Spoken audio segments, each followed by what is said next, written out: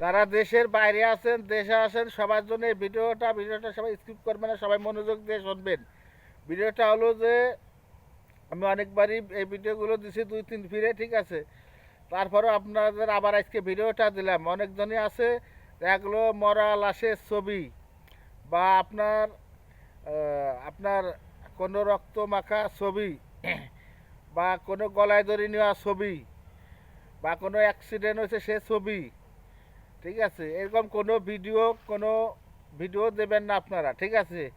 পেজে বা আইডিতে দিলে পরে আপনার পেজ আইডির চরম ক্ষতি হবে। দেখা গেলো আপনার $1000 যদি কামাই থাকে, তাহলে কিন্তু আপনার এই পেজটা আইডিটা ফেসবুক নিয়ে যাবে, ঠিক আছে। সেজন্য সবার কাছে একটা অনুরোধ, আপনারা কোনো সময় রক্তমাখা ছুরি দাও কোদাল এসব কোনো ভিডিও দেবেন না, ঠিক আছে। আটা কথা হলো যে সবাই এই জিনিসটা স্মরণ রাখবেন, ঠিক আছে।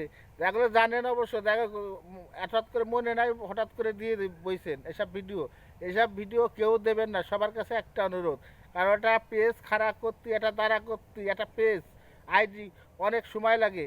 যে করে সে জানে যে কত সময় লাগে।